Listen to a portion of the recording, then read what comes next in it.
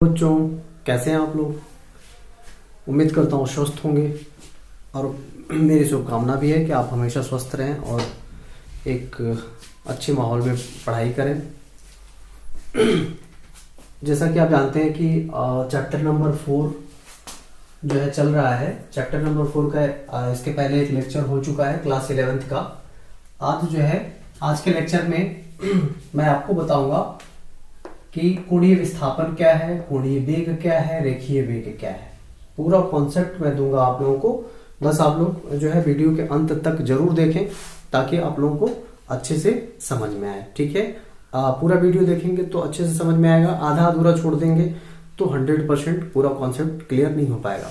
तो आइए जो है शुरू करते हैं कोणीय विस्थापन से। ठीक है, कोणीय विस्थापन क्या है तो इसके पहले समझिए कि इसके पहले बताया गया था आपको कि जो है वृत्तीय गति क्या है, एक समान वृत्तीय गति, परिवर्ती वृत्तीय गति, ये सब बताया जा चुका है। अगर आप में से किसी ने नहीं देखा है तो इसके पहले वाला वीडियो जाकर जरूर देखिए, लेक्चर नंबर 1। अब देखिए, जैसे मान लीजिए कि कोई भी वस्तु वृत्ताकार पथ पे जब घूमती है, ये आपका जो है वृत्ताकार पथ है। ये फिगर जो है थोड़ा अच्छे से बनाने का प्रयास कर रहा हूं, फिसल जा रहा है मार्कर। ये जो है ये आपका वृत्ताकार पथ है। ठीक है, ये इसका क्या है, केंद्र है। मान लीजिए कि कोई एक इंस्टेंट पॉइंट, जैसे मान लीजिए कोई एक फिक्स पॉइंट, एक फिक्स जो है एक लाइन यहां से ड्रॉ कर दीजिए। ठीक है, ये केंद्र O है। इसको मान लीजिए कि P0 पोजीशन है ये वाला। एक कण यहां से चलना स्टार्ट किया और चलते चलते वो कहां पे आ गया, यहां पे आ गया। ठीक है, यानी कि वो जो है उसका पोजीशन बदल गया, P0 से कहां आ गया, P पर आ गया। इस दौरान अगर आप देखोगे तो ये कितना समय लगा इसमें, तो T1 समय, यानी कि T1 क्षण पर ये जो कण यहां से चल के जा रहा था वो कहां पे पहुंच गया, P पे पहुंच गया। ठीक है, अब देखिए यहां ये जो आप देखेंगे, ये जो विस्थापन है आपका, ये मान लीजिए मतलब ये कोण जो बन रहा है, ये मान लीजिए θ1 है। ठीक है, तो देखिए कण पहले कहां था, पहले यहां था, P0 पर था और T1 समय में पहुंच गया यहां पर, यानी कि T1 समय पर बिंदु P पर है कण। तो देखिए पहले यहां था, अब ये घूम करके ऐसे जा रहा है। तो मतलब देखिए कोण में भी विस्थापन हो रहा है, कोण में भी विस्थापन हो रहा है। पहले और अब के कोण में अंतर हो गया, मतलब θ1 हो गया। T1 समय पर कोण में विस्थापन कितना हुआ, θ1 हुआ। ठीक है, अब देखिए तो ये कोणीय विस्थापन कहलाएगा। इसी को क्या बोलते हैं, कोणीय विस्थापन। में कोण में कितना विस्थापन हो गया, जैसे मान लीजिए ये मेरा हाथ है, तो यहां पर मैं इशारा कर रहा हूं, फिर मेरा हाथ ऐसे घूम रहा है। तो देखिए पहले यहां था, अब घूम करके यहां आ गया, तो बीच में कोण बना कि नहीं बना, तो इसी को बोलते हैं कोणीय विस्थापन। ठीक है, और इसके साथ साथ रेखीय विस्थापन भी हो रहा है। रेखीय विस्थापन कहां हो रहा है, तो इसकी परिधि पर हो रहा है, जो गोले का जो परिधि है इस पर जो विस्थापन हो रहा है। जैसे देखिए यहां से यहां ये दूरी जो क्या कहलाएगा, चाप कहलाएगा। भाई चाप आपको पता ही है, ये क्या कहलाएगा, यहां से ये खंड है वृत्त का छोटा सा, तो इसको क्या बोलेंगे, चाप बोलेंगे। तो ये चाप जो है, ये चाप की दूरी जो तय की जाएगी, चाप पर जो दूरी तय की जाएगी वो क्या कहलाएगा, रेखीय विस्थापन कहलाएगा। और जो कोण में विस्थापन होगा उसको कोणीय विस्थापन कहलाएगा, मतलब कहा जाएगा। ये सीधे सिंपल सा है। तो T1 समय पर मान लीजिए कहां है, P पर है। अब आपको अगर वेग देखना हो, वेग की दिशा देखनी है, तो आप क्या करोगे, आप जो है इस पर स्पर्श रेखा खींचोगे। इसके पहले बताया जा चुका है आपको, तो स्पर्श रेखा खींचिए इस पर। तो इस पर स्पर्श रेखा खींचा तो ये वेग की दिशा बता रहा है, यानी कि ये भी है आपका वेग की दिशा है। अब जरा अब इसके बारे में बात कर लेते हैं कि ये लाइन क्या कहलाएगी। तो ये लाइन जो है त्रिज्य सदिश कहलाता है। क्या कहलाता है, त्रिज्य सदिश कहलाता है। त्रिज्य सदिश, ये बहुत ही इंपॉर्टेंट बात है कि आप त्रिज्य सदिश जरूर समझ लें, क्योंकि इसमें बार बार ये वर्ड आगे जो है यूज होगा। त्रिज्य सदिश, त्रिज्य सदिश को हम किससे दिखाएंगे, आर वेक्टर से दिखाएंगे। ठीक है, आर वेक्टर से दिखाएंगे त्रिज्य सदिश को। ठीक है, इसका मतलब क्या हुआ कि ये जो वृत्त है ये कितनी त्रिज्या का है, आर त्रिज्या का है। कितनी त्रिज्या का है, आर त्रिज्या का ये वृत्त है। ठीक है, अब ये चूंकि वेक्टर इसलिए कहा जा रहा है कि इस कण का पोजीशन यहां से बिंदु O से एक दिशा में पर्टिकुलर आइडेंटिफिकेशन है, आइडेंटिफाई किया जा रहा है। मतलब कि इस बिंदु O से कण P की को एक दिशा में देखा जा रहा है और यहां से यहां तक की दूरी को किससे दिखा रहा है, तीर से दिखाया जा रहा है, तो इसलिए एक प्रकार का क्या हो गया, सदिश हो गया, ठीक है ना। तो इसको कौन सा सदिश बोलते हैं, त्रिज्य सदिश बोलते हैं। त्रिज्य सदिश इसलिए बोलते हैं कि ये आर वेक्टर किसके बराबर होता है, त्रिज्या के बराबर होता है। किसके बराबर होता है, इस वृत्त की त्रिज्या के परिमाण के बराबर हो जाएगा, ठीक है। तो इसलिए इसको क्या बोलते हैं, त्रिज्या, ये क्या है, त्रिज्या है, ठीक है। त्रिज्या के बराबर होगा, त्रिज्या के परिमाण के बराबर होगा, यानी कि आर के बराबर होगा, यानी कि लिख सकते हैं vector R is equal to क्या, आर। तो इसलिए इसका नाम क्या पड़ा, त्रिज्य, और सदिश है तो सदिश तो त्रिज्य सदिश कहलाएगा, ठीक है ना। तो इसको क्या बोलेंगे, त्रिज्य सदिश बोलेंगे, ठीक है। अब देखिए हमेशा एक बात याद रखिएगा, अब यहां से एक चीज देखने को आपको मिलता है जो याद रखना है आपको, कि ये त्रिज्य सदिश है और ये कण के वेग की दिशा है, तो इसके बीच में हमेशा कितने का कोण बनता है, 90 डिग्री का कोण बनता है, ठीक है। तो त्रिज्य सदिश और वेग की दिशा के बीच में कितने का कोण बनता है, हमेशा 90 डिग्री का कोण बनता है। त्रिज्य सदिश आपको समझ में आ ही गया होगा। अब आइए जरा जो है कोणीय विस्थापन की परिभाषा को देखते हैं। कोणीय विस्थापन जो है क्या है, उसकी परिभाषा हमने वही चीज लिखा है कि कण वृत्तीय पथ पर गतिशील होता है, कण वृत्तीय पथ पर गतिशील होता है, तो किसी क्षण विशेष पर, किसी क्षण विशेष मतलब t1 मान लीजिए, किसी क्षण विशेष पर कण का त्रिज्य सदिश मान लीजिए कि एक स्थिति और आप ले लीजिए, जैसे यहाँ पर आप जो है मान लीजिए कि t2 क्षण पर ये जो है आ गया, यहाँ पर भी स्पर्श रेखा खींच के आप जो है इसकी दिशा को बता सकते हैं। यहां से इसको मिलाएंगे तो भी ये जो है, ये जो r बनेगा आपका, ये क्या बनेगा, एकदम इसके परपेंडिकुलर बनेगा, ठीक है। तो मान लीजिए कि यहां से अब समझने का प्रयास करिए कि त्रिज्य सदिश, ये त्रिज्य सदिश, ठीक है, ये विस्थापन आपका, ये वाला कोण मान लीजिए कि आपका जो बना ये कितना बना, θ2 मान लीजिए, ये वाला कोण कितना है, θ1, ये वाला कोण कितना हो गया, θ2, ठीक है। अब यहां से t1 से t2 क्षण में मान लीजिए कि ये जो रेखीय विस्थापन हुआ, रेखीय विस्थापन बताया ना कि इस पे परिधि पे होता है, तो रेखीय विस्थापन मान लीजिए कि कितना हो गया, डेल्टा एस हो गया।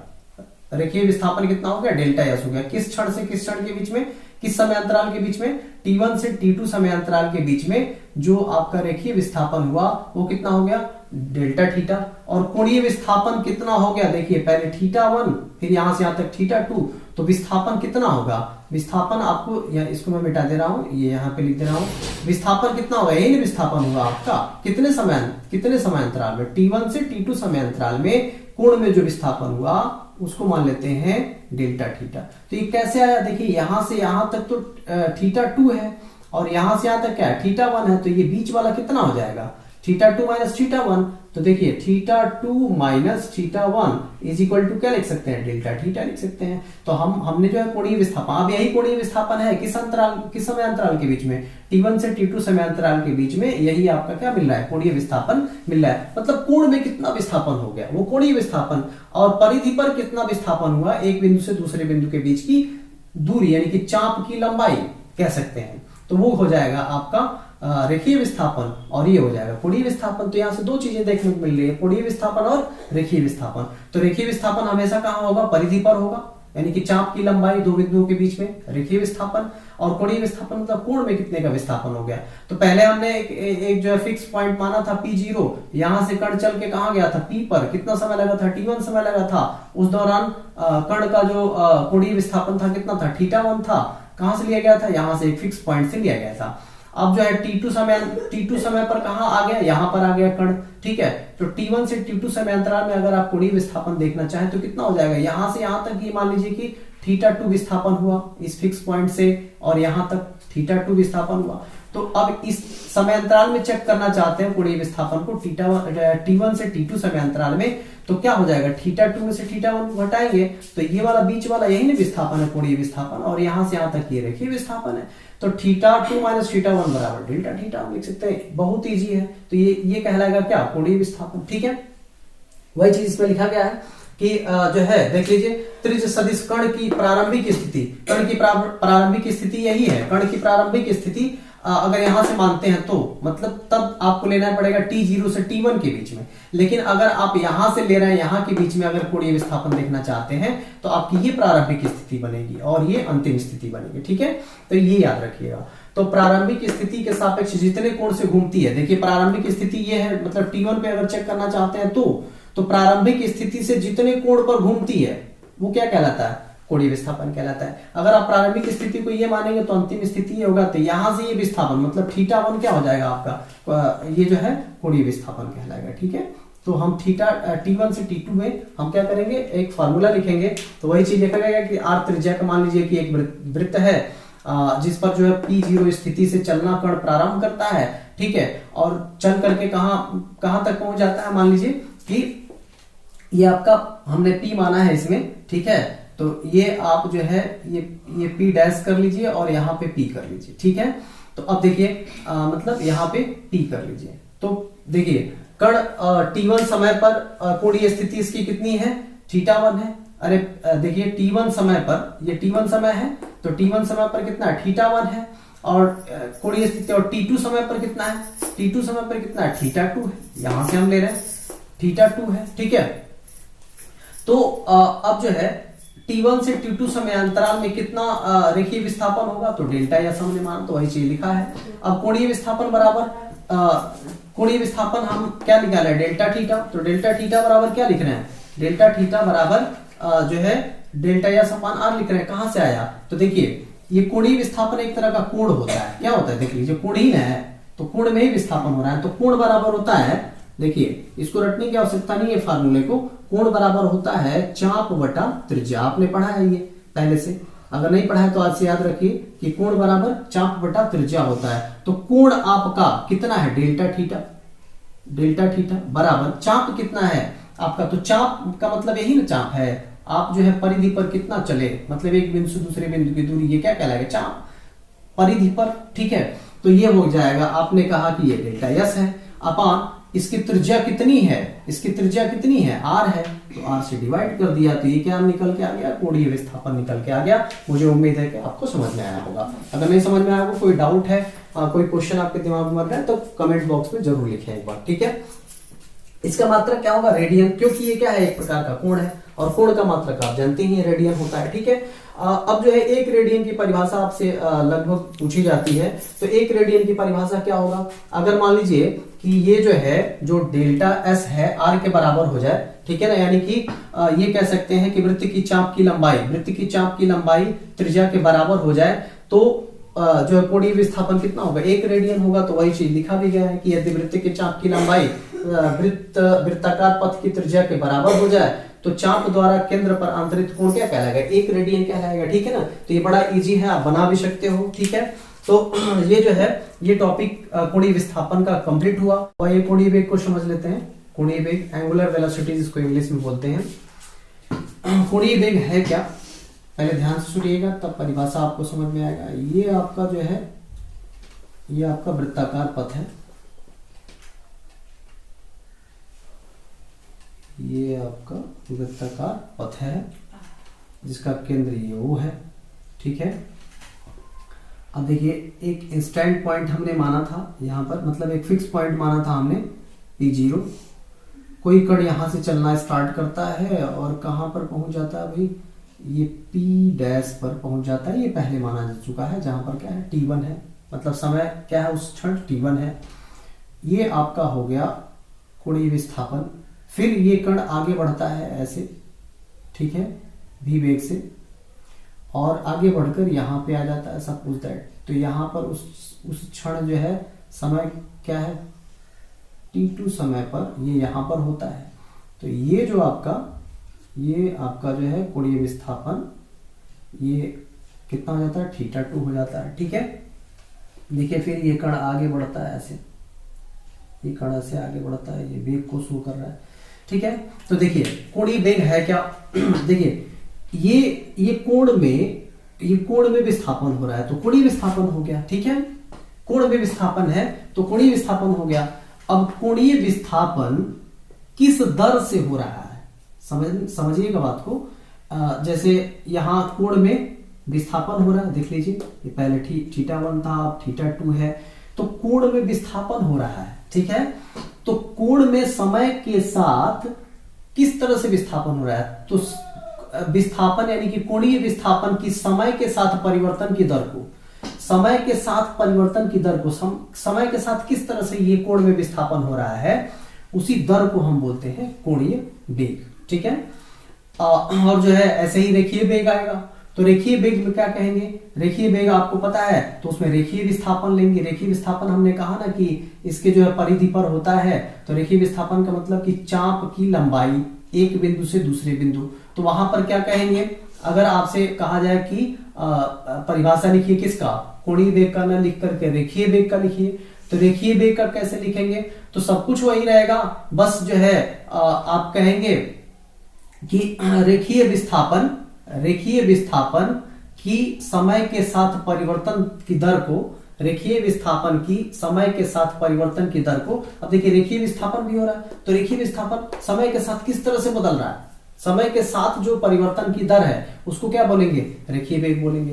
तो रेखीय वेग की भी परिभाषा आप लिख लोगे, ठीक है, क्योंकि आगे क्या है टॉपिक रेखीय वेग ही है, तो आपको कुछ नहीं करना है। देखिए समझ में आया कि कोण में विस्थापन हो रहा है, तो कोणीय विस्थापन, अब कोणीय विस्थापन समय के साथ किस तरह से बदल रहा है, कितना जल्दी जल्दी बदल रहा है भाई, ये कोण चल रहा है कि नहीं चल रहा है, कोण चल रहा है, ठीक है ना, ये यहां से यहां, फिर यहां से यहां, फिर आगे बढ़ जाएगा, फिर आगे बढ़ जाएगा, तो कोण चल रहा है, कोण में विस्थापन हो रहा है। तो कोण में समय के साथ किस दर से विस्थापन हो रहा है, किस दर से परिवर्तन हो रहा है कोणीय विस्थापन में, उस दर को हम क्या बोलते हैं, कोणीय वेग बोलते हैं। यही परिभाषा में भी लिखा गया होगा, पढ़ लीजिए। वृत्तीय गति में यानी कि वृत्तीय गति में किसी कण के कोणीय विस्थापन की समय के साथ परिवर्तन की दर, समय के साथ किस दर से ये परिवर्तित हो रहा है कोणीय विस्थापन, उसको क्या कहते हैं, कोणीय वेग कहते हैं। इसे किससे दिखाते हैं, इसे ओमेगा से दिखाते हैं, ठीक है, इसे किससे दिखाते हैं, ओमेगा से दिखाते हैं, ठीक है, इसको ओमेगा पढ़ते हैं। अब देखिए डेल्टा टी समय अंतराल में कण का कोणीय विस्थापन मान लीजिए डेल्टा थीटा हो, ठीक है, देखिए T2 और T1 T2 के बीच में कितने का अंतराल होगा, डेल्टा टी का, क्योंकि T2 माइनस क्या हो जाएगा, T1 इज इक्वल टू क्या, डेल्टा टी। तो डेल्टा टी समय अंतराल में कोणीय विस्थापन मान लीजिए कितना है, डेल्टा एस। इसके पहले याद करिए डेल्टा एस बताया था ना, T1 और T2 समय में जो है विस्थापन, रेखीय विस्थापन कितना है, डेल्टा एस है, ठीक है, ये भी बताया गया था। तो डेल्टा टी समय अंतराल में कण का कोणीय विस्थापन कितना हो, डेल्टा थीटा। अब देखिए डेल्टा थीटा बताएगा तो T2 में से T1 को घटाएंगे तो ये निकल के आएगा ना डेल्टा थीटा, तो ये यही ना कोणीय विस्थापन है, ठीक है, तो ये कोणीय विस्थापन है, फिर यहां से यहां तक कोणीय विस्थापन है, ठीक है। तो ये जो है डेल्टा थीटा हो तो औसत कोणीय वेग कैसे लिखेंगे, औसत कोणीय वेग बराबर होता है क्या, विस्थापन बटा समय। तो विस्थापन कितने का हो रहा है, डेल्टा थीटा का, तो विस्थापन बटा समय अंतराल कितना है, डेल्टा टी। तो ओमेगा बार चूंकि औसत है इसलिए यहाँ पे क्या लगाएंगे, बार लगाएंगे, तो ओमेगा बार पढ़ेंगे, ठीक है ना। तो omega bar is equal to delta theta upon delta T हो जाएगा। अब देखिए आपको पढ़ाए थे इसके पहले कि यदि t टेंड्स टू 0 हो तो ये किस में बदलता है, तात्क्षणिक में बदल जाता है। तात्क्षणिक वेग याद करिए, ठीक है ना, तात्क्षणिक त्वरण याद करिए।